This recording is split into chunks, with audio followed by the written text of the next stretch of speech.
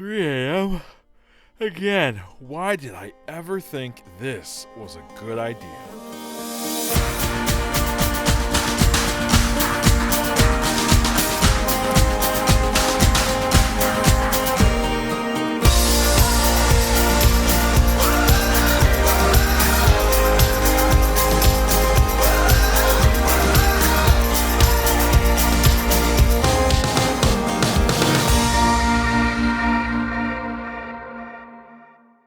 Well, we've talked about the event where most of our friends were this weekend out in Anaheim, but by gosh, we had a bunch of friends on the other coast over on the East Coast in Jacksonville, Florida, doing another great race this weekend.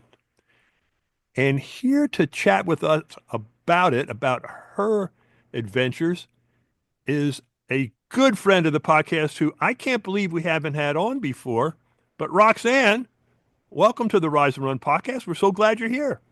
Thank you, Bob and John. Good to be here. Thank you for having me to talk about this awesome race. How did we go so long without having you? And you don't know the answer to that question. Neither do I.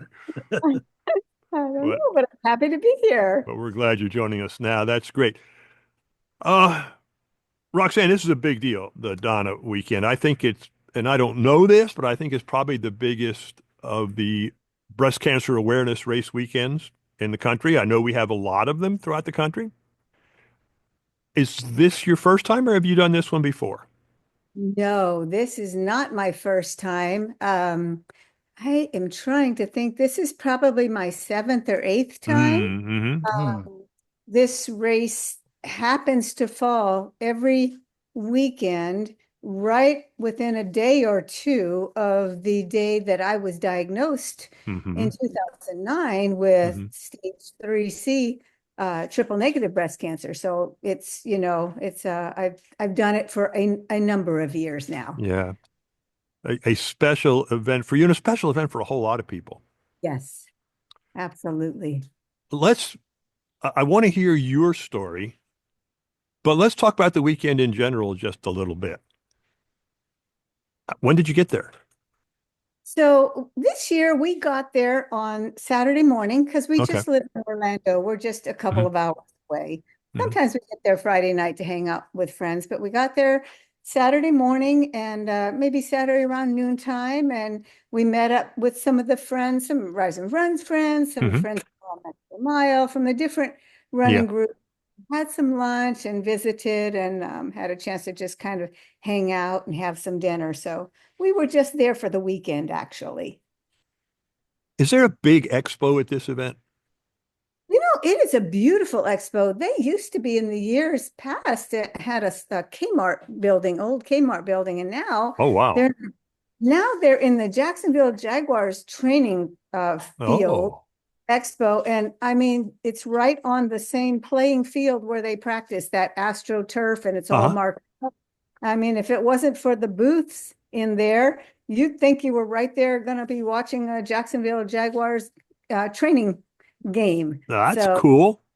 Yeah. beautiful expo there. Lots of vendors, a huge area inside where kids can play different sports and jump houses and stuff. So it's a really nice expo. Neato. Yeah. Neato. You had good weather this year, didn't you? Did. We did.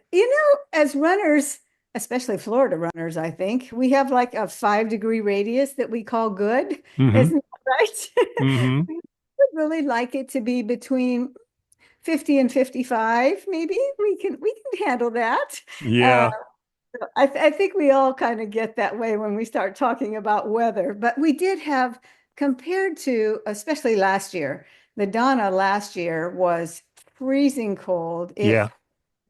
poured down rain. So actually, we had beautiful weather. I think it was maybe 55 at the start. Mm-hmm. So it was beautiful weather. My apologies to my buddy Greg, who just dropped in. Greg, John and I are so used to logging on at 15 minutes early and going because nobody else shows. So we Well, started for early. this special lady, I was trying I'm glad you're uh, here, man. to finish dinner early so I could chat with her. That's nice. Yeah, please join in. Well, this is the kind of stuff we'll leave in YouTube but edit out of the audio. I think it's more fun this way. It makes the YouTube more fun. People who watch it get to see different things. Um, yeah, I was just picking up, Greg. We were talking. I started out asking Roxanne how many times she'd done it. I knew it was more than once, but it's like 7 or 8. And we talked expo and weather. And I want to get into Roxanne's story here in a minute, but I'm going to let her tell us a little more about the weekend in general first, okay? So like I said, we got there Saturday. The weekend is so much also about getting together with different friends Yeah. running. And even if you're not, there's such a community, even at the expo, if you don't run into someone with Rise and Run or someone with Customize or one of your groups, there's a community there. You can be sitting there at a booth looking at a jacket or a shirt, and all of a sudden you're talking about the race that's coming up. Hmm. So and meeting new people. Where are you from? And what are you running? Are you running the half? Or are you running the full? And so, the weekend was, especially at the expo, spent a lot getting to talk to different people and meet different people for that race that all have the same thing in common. Yes, I was going to ask if you think, I mean, we see that at other races. We see it at Disney, but do you think that is a unique feature of the Donna Marathon, that bond that there's so many survivors and I do, absolutely, Bob. I love the Disney races, and that there's hmm nothing like Disney Expo. I mean, that's hmm That's amazing. But you're right. Even from the moment you walk into the expo, you know that you're among either survivors or people who are in the midst of it, or they're running for a family member in honor of them. So there's a whole cohesive group that have that in common. Yeah. And you just know that, going into it, and automatically makes you a group together for one cause, even starting with the expo. So Yeah. that's one thing about that expo that I think makes it so different. Everybody's got their, survivor shirts on, or hmm their pink ribbon shirts or hmm whatever to support the hmm cause. Even those who are there don't have a first level connection, don't have the disease, don't have anybody in the family. They still know why they're there, and they still understand. And I think that's a big attraction for the race. Now, for those of us in this area, I've never done this one, Roxanne, and I keep saying next year, and I think I'm finally there. I think, especially looking at the reaction from this year, I think I'm finally there. Uh, so I'm a year out now, but um, this is very rare. Almost never completely lose my train of thought in the middle of the sentence, but I have. Okay, I'm back. Okay, but for those who are not familiar with this weekend, there are a bunch of different races, aren't there? Yes, yes. There, Yeah. you've got the 5K that's on Friday. Mm-hmm. Uh, then you have the 110. Mm-hmm. Uh, that's, You didn't that's you a didn't whole. you didn't do that one, did you? Oh no. No, I just, I can't fathom those that do that, but Oh yeah. boy, they are amazing Yeah. to watch, and the training that they put in for that. And they darn sure do that for the cause as well, Mm-hmm. because you don't run 110 miles without having a cause, for Yeah. sure. Now the way they do that is they do approximately 84 on Saturday, right? Then they finish it with the marathon. Right. So they run the full marathon after they've done Yeah. 84 already. And you see them on the course, some of them going by, and they're looking less tired than you, and you're at the Yeah. 30-mile mark or something, Yeah. and it's just amazing to watch them finish that and do that. This is incredible. I'm going to mention it again, but our friend Mark won that event. Do you Yay. do you know Mark? Mark Burgett? I I He's don't know of him. I've never met yeah, him nice man. I really is nice young man. Galloway pacer. He finished, and again I'll repeat this, but he finished Saturday with about a 1 hour lead.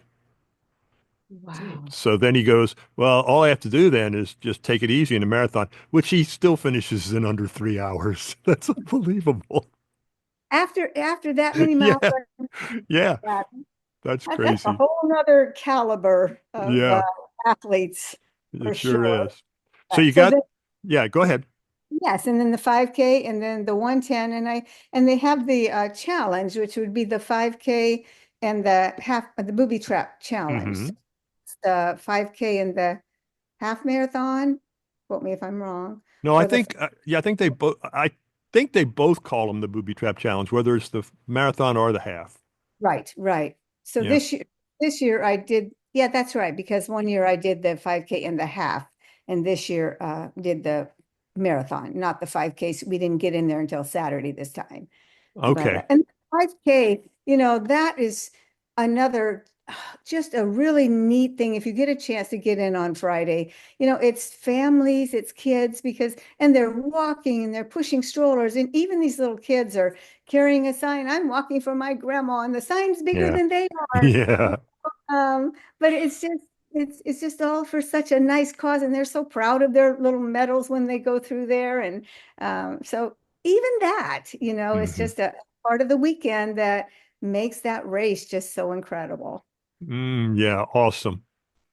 So that I'm not totally doing this, I want to go next to ask Roxanne about her experience in the marathon. I don't know, John or Greg, you want to take that? Sure. Okay, Greg. Hi, Greg. All right, Roxanne, we've been, talking a while now about, everything leading up to the race. And needless to say, you had a very memorable marathon. So why don't you walk us through Yeah. the Run, marathon? walk us. Run, Oh walk, yeah, run. there we go. There we go. Walk us through the marathon up until mile 18. And then we'll get towards the end.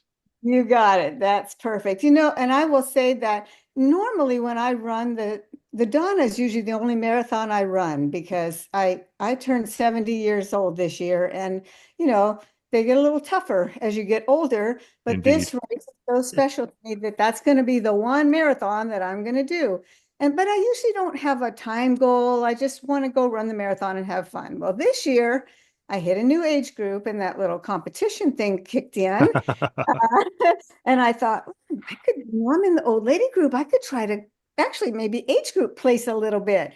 So I got that, and I got a goal, a plan, and according to, Galloway and Coach Chris, and the customized, that plan was 10 minutes within reach, should easily to do. And I had a 10-mile plan, then another 10-mile, and then a 10K. So it was all laid out. And I had done my long training runs. I did a 23 miler, I did a 26 miler, and I even did the 29 miler Awesome. in preparation for hitting this time goal. So I went into that race ready to go. And, I even didn't start out too fast. Each mile, I had a thing where you should know what time it should be at Hmm. each mile, a little pace band, I think they Hmm. call. Hmm. And so each mile I was in like 10 seconds, 8 seconds, 15 Nice. seconds off. It was amazing. And I was Nice. just so excited about it. So about mile 9, it started to get hot. Um, and everything's relative, I guess, and I'm used to Florida heat, but the sun came out and it started to get hot. And so that was about mile 8 or mile 9. And I was going up the course, and the heat got to me a little bit. I got sick on the course, and then went on and tried to continue to hydrate. However, I made mistake number one on that, and that is that you should slow down when you get hot. But I got my little Garmin watch, and I'm seeing that I'm right on pace. So, I didn't slow down like I should have. I kept on and still felt pretty good. And, ran up all the way up. I had some leg cramps a little bit from the heat, but really not too bad. Felt pretty decent along the way until I didn't. It was a crazy thing up until then. I was pretty much on course up until then. Hmm. So at a 6-hour pace group, my time goal was to be under 6, which could have been 5:59, 5:59, or Hmm. 5:59. I was happy with Hmm. that. Had the pace group in front of me because they do different intervals than I do, but they were always in front of me, and I, really felt good about that. Um, So, and just kept on. And like I said, it was a little bit hot. Probably didn't drink as much as I should, but was still not feeling too bad. But then slowly the wheels just started to come off the bus. Mm. So, um, Greg, do you want me to go on from Let's here? let's let's Yeah. let's let John say. All right, then what happened? Okay. Something like that, John. Okay, so you said the wheels came off the bus. What happened? So, as I was running along about mile 17, I did get some leg cramps and had some biofreeze and kind of worked them out a little bit. But all of a sudden, my body started leaning to the right. Hmm. It the craziest thing, and I'd run a little bit more, and the more I would run, the more my body was leaning to the right. It Wow. was the oddest thing. And, of course, I'm a nurse anyway, but first thing I'm Hmm. I'm like getting my phone out, looking at my face. I don't feel any tingly fingers Hmm. and nothing crazy like that. But I still didn't understand what it was. So, but the more I ran, the more pronounced this angle got. And as I kept on with that, because I was leaning to the right, the muscles in my lower back on the left side were getting pulled Mm, tight. yeah. That became just excruciating. So the only comfortable position I had to run was to be bent forward and off to the right to try to help deal with that pain. And so, Proper Roxanne, had running. this ever happened to you before on a never, training run or a race or anything? no. And Wow. like I said, I did the 23, the 26, the 29. I've never had that happen before and just couldn't understand why. And it was the oddest thing, you have to I had to physically try to I'm like, I can straighten this body up, which you do. You Hmm. use the muscles to straighten up, but as soon as you let go, it goes right back to the right Mm. again. I Wow. started to run. And before too long, I couldn't run anymore because the pain in my back was too bad. So I ended up, walking. Hmm. So that's when the pace really started slowing down at 18. So I saw the 6 hour group go and I'm, okay, well, there goes that goal. I'll try for the 6:15. Um, but it became evident at that point just to try to be able to get through it. Because it was just a really, really uncomfortable, I'll say painful experience. Yeah, yeah. And Now at this point, now Grant, usually he wears a cape. I don't know if he was wearing a cape for this one, but you had a superhero in the sense come right. in and help you out. Who was that? Yeah, but let me tell you about this superhero who I call my running son. Hmm. Um, he lives near me and he's kind of adopted me as his running mom. But he is the one too who kind of helped me along with this plan and encouraged and along with Coach Chris. So Adam's plan all along. Oh, his name is Adam Earl. Yeah. That's my angel with the cape, Very my good. superhero with the cape. But his plan from the get-go, before this even happened, he's going to run his marathon. He was a pacer, Galloway pacer, brought the 4:30 group in like with about 20 seconds, Mhm. perfectly. And then he came back. He didn't know anything about what was going on with me at that time. But he did text me when he finished and said, and I told him, I'm like struggling here. I don't know what's going on, but I'm struggling. So he literally ran another 5 miles back to meet me at mile 21. And at that point, he was just an angel because it was just at that point you want to just kind of give up. And he's like, "Oh Yeah. no, you worked too hard for this." And it was all along the way. If I'd start to lean, or I would start to actually wander over to the side some, and he'd like, "Get back, get over to the middle of the road. We're getting a straight line to the finish line. We're not going to do this zigzag thing." All these little things, even to the point that there were still some people cheering on the course. And Hmm. about mile 23, when I was just, really not loving life at all. And he said they were cheering and saying, "Yay." And Adam's like, "This isn't for me. This is for you. Keep on going." And, he just did so many things along that way to get me through to that run. And he even said at some point in time, he said, do you think you can shuffle? Because by this time we were at at the back. I mean, the last pacer group was right behind us. And Uh-huh. I knew that that was the end. The Galloway Floyd's pacer group is the one who brings up the end of the race. And every time I would look back to see if Floyd was back there, Adam would say, turn straight. We are going forward. You're not doing anything about what's behind you.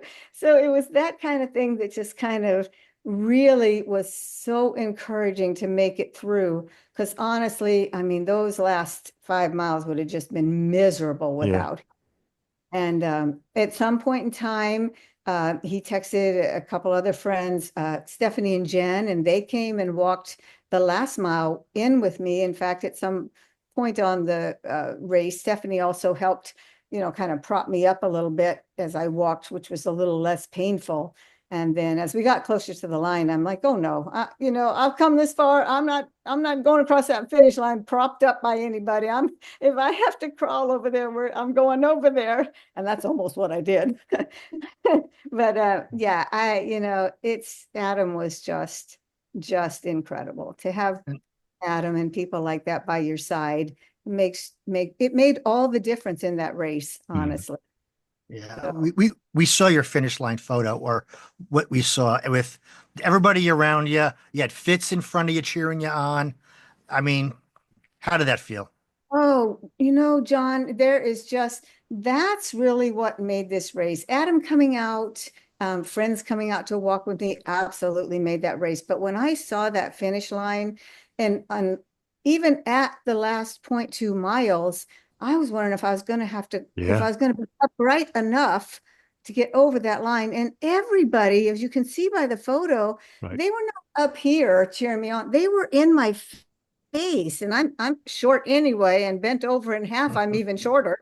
And they were all like in my face saying, "You've got this, you've got this." And Fitz has got the microphone, and she was saying, "I love this. You've got this. Come on, you're almost there." And that to me, that made the whole race. That's what running in community is all about. Yeah.